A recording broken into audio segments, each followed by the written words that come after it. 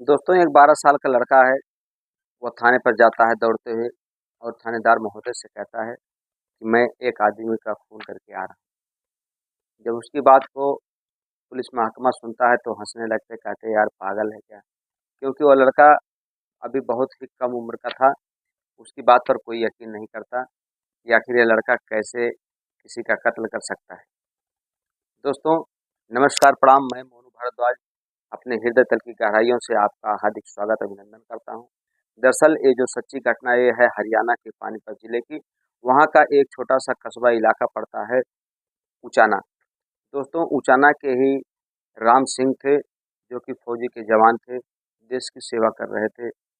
देश की सेवा करने के उपरांत जब उनके ट्रांसफ़र आ जाता है, जब उनका समय समाप्त हो जाता है रिटायरमेंट का, तो अपने गांव आते हैं। और जब गांव आते हैं तो गांव में रहकर खेती किसानी करते हैं, लोगों से सद्भावना और प्रेम भाईचारा बनाकर रखते हैं। दोस्तों, उनकी एक बेटी होती है जिसका नाम सुनीता होता है। सुनीता 17 साल की होती है और कक्षा 10 की छात्रा होती है। उनका एक बेटा होता है जिसका नाम श्याम सिंह होता है। श्याम सिंह 12 साल का होता है और कक्षा 7 का छात्र होता है।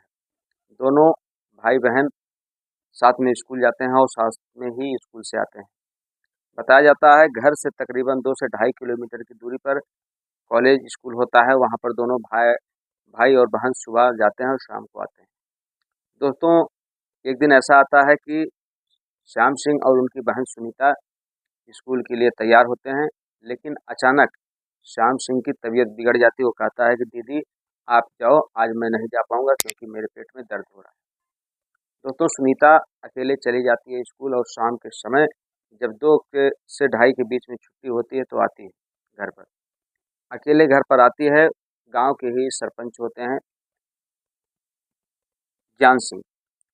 उनका एक दबंग लड़का होता है भैरव सिंह। दोस्तों, भैरव सिंह बहुत ही दबंग किस्म का इंसान था, लेकिन गांव का था। जब सुनीता उधर से आ रही थी तो रास्ते में भैरव सिंह उसको हॉर्न देते हैं।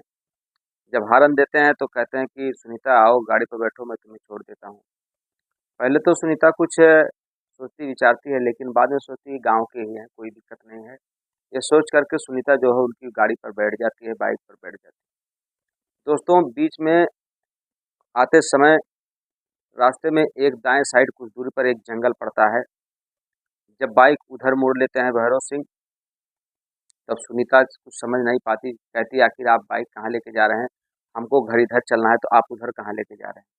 भैरव सिंह कहते हैं बस छोटा सा एक काम है, तुरंत निपटा के तुरंत कह के मैं हम लोग चलते हैं साथ में। सुनीता बहुत भोली थी क्योंकि इस किसी भी घटना से वो अनजान थी।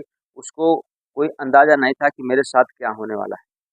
दोस्तों, उसके बाद सुनीता के वो ले करके जब भैरव सिंह जंगल में पहुंचते हैं तो वहां पर पिस्टल निकाल करके सुनीता की कनपटी पर लगा देता है हैवान और कहता है कि अपने कपड़े उतार। अब सुनीता कुछ समझ पाती, डर जाती है और अपने बारी बारी अपने सारे कपड़े उतार देती है। वो हैवान पिस्टल की बदौलत सुनीता का रेप करता है प्राकृतिक और अप्राकृतिक ढंग से और लगातार 2 घंटों तक उसका दुराचार करता है उसके साथ। सुनीता बहुत ही डरी हुई, सहमी हुई थी और परेशान थी, क्योंकि अब वो करे तो करे क्या, क्योंकि उसका तो सब कुछ लूट चुका था। दोस्तों, उसके बाद वह अपने बाइक पर फिर सुनीता को पुनः बैठाता है और कहता है कि अगर घर जाकर किसी से भी इस बारे में चर्चा किया तो तुम्हें जान से मार दूंगा, यहाँ तक कि तुम्हारा जो भाई आता है उसको भी जान से मार दूंगा। दोस्तों, तकरीबन 4 से साढ़े 4 का वक्त हो रहा था। घर पर उसका भाई श्याम सिंह अपनी बहन का इंतजार कर रहा था। घर वाले जो राम सिंह होते हैं सोच रहे थे कि आज बिटिया घर से स्कूल से घर पर आई नहीं, लेकिन उनको क्या पता था कि रास्ते में ही बिटिया का जो है एक दुराचारी ने दुराचार करके अपमानित कर दिया है। दोस्तों, उसके बाद जब बेटी घर पर आती है सुनीता, तो राम सिंह जब अपनी बेटी की हालत देखते हैं तो आग बबूला हो जाते हैं और पूछते हैं तुम्हारी ये हालत किसने किया। तो पहले तो वो नहीं बताती डर के मारे, क्योंकि उधर भैरव सिंह कनपटी पर रिवाल्वर रख के उसको इतना डरा धमका दिया था कि वो लड़की बिल्कुल डर के मारे कुछ नहीं कह पाती। धीरे धीरे शाम होता गया। लास्ट में बहुत फोर्स करने के बाद फौजी साहब के सुनीता बताती है कि सरपंच जी का जो लड़का है भैरव सिंह, वह मुझे बहलाकर अपनी बाइक पर बोला कि चलो मैं तुम्हें घर पर छोड़ देता हूँ, और मुझे ले जाकर जंगल में मेरे साथ लगातार 2 से ढाई घंटे मेरी इज्जत के साथ खिलवाड़ किया। दोस्तों क्योंकि रात हो चुकी थी, शाम के 7-8 बज चुके थे, इसका के राम सिंह कुछ नहीं ज़्यादा करते और शांति बनाकर बैठ जाते हैं। पूरी रात सोचते हैं कि कितना जल्दी सुबह हो। दोस्तों उसके बाद सुबह जब होती है तो राम सिंह पंचायत बुलाते हैं। पंचायत जब आती है तो सरपंच का लड़के को बुलाया जाता है।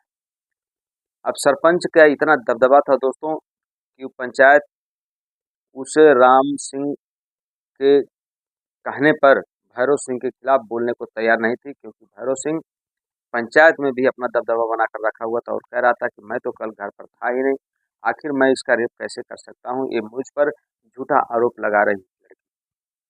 दोस्तों जब इतनी बात सुनते हैं राम सिंह और वह लड़की, तो बिल्कुल पागल से हो जाते हैं, क्योंकि उनको न्याय नहीं मिल रहा था। अब राम सिंह सोचते हैं कि मैं जाके पुलिस स्टेशन में अपनी बच्ची को लेकर के एफआईआर दर्ज करूंगा। तभी कुछ लोग कहते हैं समाज के कि आखिर बिटिया का जो होना था हो गया, अब अगर आप एफआईआर करोगे, पुलिस में लिखाओगे, बड़ी बदनामी होगी, क्योंकि मामला कोर्ट तक जाएगा। लेकिन दोस्तों थे एक फौजी ही, वह किसी की बात मानने को तैयार नहीं थे। इसी तरीके से एक दिन गांव वाले, पंचायत वाले उनको दबा कर रखे थे कि अगले दिन राम सिंह ये सोच चुके थे कि मैं निश्चित तौर पर पुलिस प्रशासन की सहायता लूँगा। दोस्तों जब उतनी बात होने के बाद राम सिंह जब जाते हैं थाने पर, तो थाने वाले भी सरपंच के दबाव में, भैरव सिंह के दबाव में उनका एफआईआर नहीं दर्ज करते।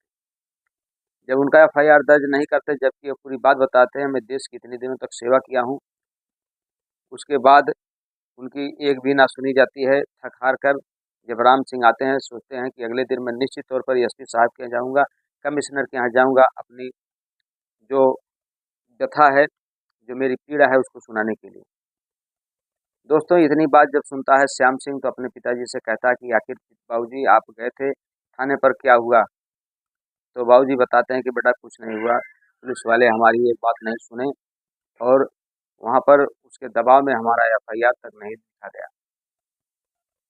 उसके बाद दोस्तों जब श्याम सिंह इतनी बात सुनता है, तो जाता है अपने पिताजी के रूम में, देखता है वहाँ पर पिताजी की एक रिवॉल्वर पड़ी होती है। वह रिवॉल्वर चुपके से उठा लेता है और गोली उठाकर अपने बैग में रख लेता है और जाता है, कहता है मैं जा रहा हूँ स्कूल। जब स्कूल के बहाने निकल जाता है श्याम सिंह, तो जाके गांव में उसके एक चाचा लगते हैं, उनसे पूछता है कि चाचा जी भैरव भैया को आपने देखा क्या? तो लोग बताते हैं भैरव अभी अभी सिवान की तरफ जो नहर होती है दोस्तों, वहीं पर जाता है, मदिरा का सेवन करता है। जब वहाँ पर श्याम सिंह पहुँचता है, तो भैरव सिंह वहाँ पर काफ़ी शराब के नशे में धुत होता है और अपने आप में नहीं रहता। भैरव सिंह की जब ये हालत देखते हैं श्याम सिंह, तो श्याम सिंह अपने बैग से रिवॉल्वर निकालता है और तड़ा तड़ करके 4 गोलियां उसके सीने में दाग देता है। भैरव सिंह वहीं पर लहूलुहान होकर गिर पड़ता है, छटपटाने लगता है। दोस्तों जैसे ही ये घटना इलाके में पहुंचती है, गांव में पहुंचती है, तो सनसनी आग की तरह फैल जाती है। उसी बीच श्याम सिंह अपनी पिस्टल लेकर के थाने पर पहुंच जाता है और जब सरपंच और उसके गांव के लोग जब थाने पर पहुंचते हैं, तो देखते हैं कि वह लड़का तो सर्वप्रथम पहले से ही जाके थानेदार को अपनी पूरी बात बता रहा है और पूरी बात सुना रहा है। दोस्तों जैसे ही सरपंच पहुंचते हैं, बताते हैं कि ऐसी ऐसी घटना हो गई, उनके बेटे को किसी ने मर्डर कर दिया, मार दिया। उनके पैरों से ज़मीन खिसक जाती है थानेदार महोदय के, क्योंकि वहाँ के जो पुलिस महकमा थे, उनसे पहले वो लड़का बता चुका था कि मैंने ऐसा ऐसा काम करके मौत के घाट उतार करके आया हूँ।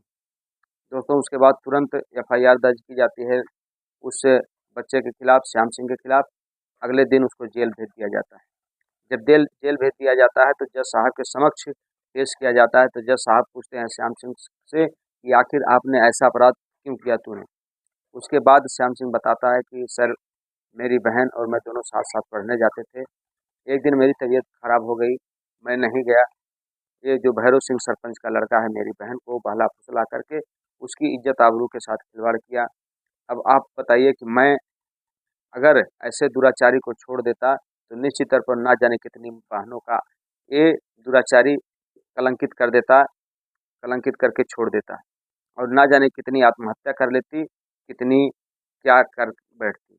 दोस्तों, जब इतनी बात जज साहब उस बच्चे को सुनते हैं तो बहुत ही खुश होते हैं, क्योंकि एक लड़के ने कानून ज़रूर अपने हाथ में लिया, लेकिन तत्काल किसी दुराचारी को, किसी अपराधी को उसके किए की सज़ा दे दिया। दोस्तों, उसके बाद आदेश दिया जाता है 5 साल के लिए बाल गृह आश्रम में, सुधार आश्रम में श्याम सिंह को लिया जाया जाता है। उनके खिलाफ मुकदमा जो होता है पंजीकृत होता है। अब श्याम सिंह बाल सुधार गृह आश्रम में हैं। 5 साल बाद उनकी जमानत की कोई प्रक्रिया चालू होगी। दोस्तों, ये कहानी कहने का उद्देश्य आपके दिल को ठेस पहुंचाना नहीं, आपको जगाना है, आपको सतर्क करना है, क्योंकि आज के जो समय चल रहा है, इस समय में अपनों से ज़्यादा खतरा है, दूसरों से बल्कि कम है। गांव के जो लोग होते हैं, कुछ लोग ऐसे दरिंदे होते हैं जो कि गांव की बहन बेटियों को अपनी बहन बेटी समझते हैं, लेकिन कुछ दरिंदे ऐसे होते हैं जो बहन बेटियों को बुरी निगाह से देख करके उनके साथ दुराचार करते हैं, उनकी मासूमियत का गलत फ़ायदा उठाते हैं। दोस्तों, फिर मिलते हैं अगले वीडियो में। तब तक के लिए आप सतर्क रहें, सावधान रहें। नमस्कार, प्रणाम, हर हर महादेव।